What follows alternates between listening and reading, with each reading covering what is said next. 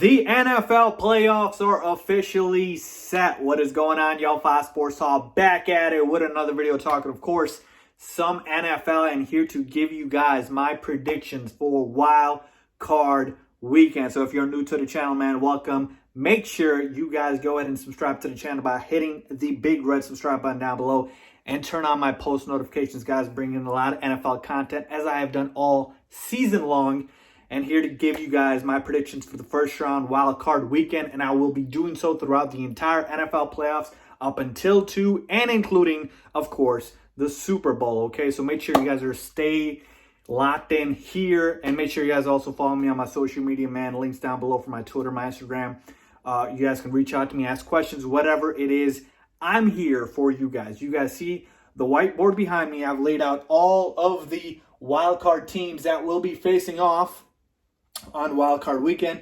So I'll walk through each of the matchups and give you guys my pick on who I feel is advancing to the next round. So without further ado, let's get started. So hopefully you guys are not having any trouble reading this. I probably should get a better marker. But we've got in the AFC, the Patriots, the number 3 seed, taking on the Tennessee Titans. We all know the Patriots were set for a first round bye until they lost to Ryan Fitzmagic, and the Chiefs beat the Chargers. So now they are now the number 3 seed. They're going to be taking on the Tennessee Titans, the red hot Tennessee Titans, okay?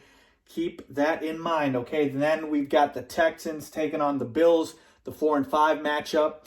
And then over here on the NFC side of things, we've got the number 3 seed, the New Orleans Saints, who were going to be set for a first round bye as well. But then the Packers catapulted them to get a first round bye. And they are facing the Minnesota Vikings, the number 6 seed. And then finally, we've got the Eagles, who won the worst division in all of football this year, the NFC East, and the Seattle Seahawks, the number 5 seed. So we will start with the NFC, and I'll start here with the Saints and the Vikings. And the reason I'm starting here is because, to me, this is the easiest one to predict, folks. Here's the thing, okay? When I'm analyzing a matchup, the first thing I'm looking at is who just has the better players, right? I mean, that's what it all comes down to at the start of things, okay? Then we can dive deeper into, okay, if it's a even playing field in terms of talent, what else do those teams have that could be an advantage? The Saints have every advantage over the Minnesota Vikings, folks. We're talking about home field advantage, okay, number 1. Number 2, we are talking about better quarterback. I mean, that's not even close. Drew Brees versus Kirk Cousins, even though Kirk Cousins had a decent year. Then we've got running back. I mean, Dalvin Cook's had a hell of a season, but you can make the argument Alvin Kamara is better, so it's a push there. And they've also got a solid number 2 back in Latavius Murray. And then receiver-wise, the best receiver in football this year, definitely statistically, in Michael Thomas. And the Vikings have Stephon Diggs, who is obviously no slouch, but Adam Thielen hasn't really been himself. And then you've got a bunch of ancillary pieces like a Kyle Rudolph. And so to me, there really isn't much that I can talk about here with the Minnesota Vikings. They're a solid roster, a solid defense. I like their D-line. I do like their defense a lot, but you give me Drew Brees at home in the Superdome, and more likely than not, I am picking them to be just about anybody. By the way, the Saints were my Super Bowl pick before the year started. Just saying, okay, putting that out there. So to me, like I said, I wish I could dive a little deeper into this, but the Saints have the better roster, just overall better quarterback, arguably a better running back, better receiving game. Their defense is also very good as well, the defensive line as well. So I expect this one to be the least close game out of all of them. The Saints should not have much trouble handling the Minnesota Vikings, to me. And so I'm going to go, of course, with the New Orleans Saints to advance here to the next round in Wildcard Weekend. So hopefully you can read that as well. Probably should get better markers. Then we're going to move on to the Eagles at the Seattle Seahawks. Now, the Seahawks have really disappointed me, folks. Russell Wilson was my pick for MVP. And we all know it was a close race until Lamar Jackson did what Lamar Jackson does, and he ran away literally with the award, okay? And so Seattle Seahawks have not looked like themselves. Russell Wilson hasn't looked like himself. And so they were trotting, in a upward direction, and they've kind of stagnated and even dipped a little bit below. They lost, of course, Chris Carson, and they lost Rashad Penny to injuries. And so that made them sign Marshawn Lynch, beast mode. He was back. He looked okay against the 49ers in his first game back. But the Seahawks are not the same team that they were mid-season, okay? But thankfully for them, they are going to be playing against the Philadelphia Eagles, who is, really not, to me, a playoff team. The Eagles, honestly, folks, the only reason they got in the playoffs is because they are in the NFC East, the worst division in pro football. There shouldn't be a single team in the NFC that should make the playoffs, but that's how divisions work, and so here we are. And so when I break down this matchup, again, quarterback-wise, I will still take Russell Wilson, of course, over Carson Wentz. So Carson Wentz has made lemonade out of whatever lemons the Eagles have given him in terms of their skill players, because they have dealt with a ton of injuries, folks. I mean, Alshon Jeffrey on IR. Nelson Aguilar's been out. Zach Ertz was out. So now you're down to Dallas Goedert, Greg Ward Jr., guys like that. So the thing with the Eagles is attrition. They just don't have enough healthy bodies. I don't know if Zach Ertz is going to be back. Maybe he will. Alshon Jeffrey, we know he's on IR, so he's done for the season. So just from the fact of the Eagles, to me, again, not really a playoff team, and the fact that they're dealing with so many injuries, I'm going to have to go with the Seahawks in this matchup. Yes, I get it. It's on the road. It's in Philly. But I do believe the Seattle Seahawks, just by virtue of Russell Wilson and the better roster in terms of around him, in terms of healthy bodies, really, I'm going to go with the Seattle Seahawks here to advance and beat the Philadelphia Eagles, though this is going to be a close matchup because, like I said, the Seahawks have not been playing that well, so take it for what you may. And Doug Peterson, folks, say what you want about it. He's got a Super Bowl ring, so you can never count him out.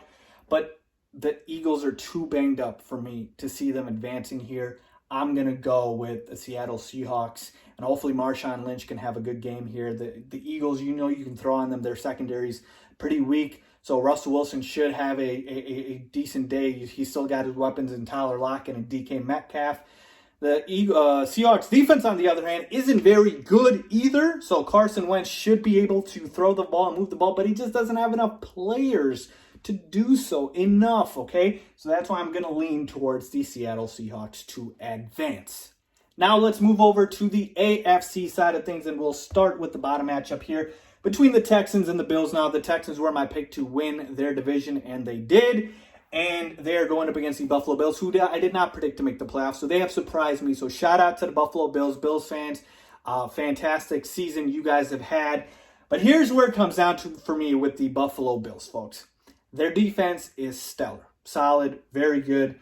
Tre'Davious White is a beast. Their secondary is tough. Their D-line is tough. Deshaun Watson's going to have trouble moving the football, folks. But you still got DeAndre Hopkins. I don't know if Will Fuller is going to be back. Carlos Hyde, folks, quietly has put together a very good season. He was a very good trade acquisition for the Texans. Not a lot of people paid attention to that. And we take a look at the Buffalo Bills offense. Do I trust Josh Allen to be able to exploit the Texans secondary? And that is where the Texans are the weakest. Their defense is the weakest. And I just don't know if I'm there yet. Josh Allen is a decent quarterback. He's a bit better runner than he is really a thrower. He's a good deep ball thrower, but he's a little too erratic for me at times. And so for the Bills to win this game, it's going to have to be on the back end of their defense, really, because like I said, do I trust Josh Allen? I'm hesitant to do so, though I like their weapons in John Brown and Cole Beasley. Overall, I'm leaning Texans here because, like I said, I get the better quarterback in Deshaun Watson. They are at home in this matchup, which is, of course, going to matter. And take a look at the fact that Deshaun Watson has, again, played stellar against some good defenses. He beat the Patriots at home. So, if he can, do that against the Patriots defense, I think he can certainly do that against the Buffalo Bills defense, though this is certainly not be an easy game whatsoever. Definitely do think the Bills have a chance here, but I'm going to go with Deshaun Watson just because I trust him more and just because of the fact that he's got more weapons and he's a better quarterback than Josh Allen here, okay? So I'm going to go with the Texans to advance here out of this matchup. And I wish I could write. There we go. Houston Texans. And now finally, we get to the 3 versus 6 matchup. We got the Patriots and we've got the Titans, folks. And here's my thing, okay? The one thing I really focus on when I make my predictions for the NFL playoffs, watching the playoffs for as long as I have, is the playoffs are all about who is hot. Which team is going into the playoffs on an incline instead of a decline. And let me tell you something about the Tennessee Titans, who I did not predict to make the playoffs. So full disclosure, full transparency here. I did not. They are red hot right now. And the New England Patriots, oh, they are the complete opposite. The offense for the Patriots is a train wreck. Julian Edelman isn't healthy. The offense is struggling. Tom Brady hasn't been himself. Maybe, he is, washed up at this point. I don't want to say he is, but he's been looking like it, okay? And so, again, it is the New England Patriots. They are at home. It is in Foxborough. But if I look at this matchup objectively, I tend to look at the fact that, okay, the Patriots, where's their defense? Stellar. Is it in the D-line or is it in the secondary? It's in the secondary. Stephon Gilmore, obviously one of the best cornerbacks, if not the best cornerback in the NFL. So that means you want to attack the Patriots, obviously, on the ground versus through the air. And who do the Tennessee Titans have as their running back? Yes, that is the truck. That is Derrick Henry. To me, the most underrated running back in all of pro football, folks. Derrick Henry just has these games like he did this week. 32 carries for 211 rushing yards. And we just gloss over it, folks. Derrick Henry is a truck. You can't tackle him. And the Patriots are going to have major, major trouble tackling this man, folks. I'm telling you right now, Ryan Tannehill has been playing like a man on a mission. He's been the hottest quarterback in the NFL outside of Lamar Jackson, okay? And you take those things into account, and I'm sorry. I just think the Titans are playing better football than the New England Patriots are right now, folks. Are we forgetting the fact that the Patriots just lost to the Dolphins? Ryan Fitzpatrick moved the ball on that Patriots defense, okay? You can't tell me that Ryan Tannehill can't do the same. And now they've got a stud receiver in A.J. Brown, who is electric, folks. And so to me, as much as I want to believe in New England and you don't doubt Bill Belichick and Tom Brady, folks, the Titans are just playing better football right now. I wish I could say otherwise, but they just are. And to me, this smells like an upset. And I will have to do it. I'm going to go with the Tennessee Titans. Yes, that's right. The Tennessee Titans to upset the New England Patriots in the Wildcard Weekend, folks. Because here's the thing. I'm not saying, okay, this is the end of the dynasty or whatnot. But just looking at it, Patriots not playing their best football. Titans playing their best football. They are red hot right now. You bet on the teams that are going into the playoffs hot.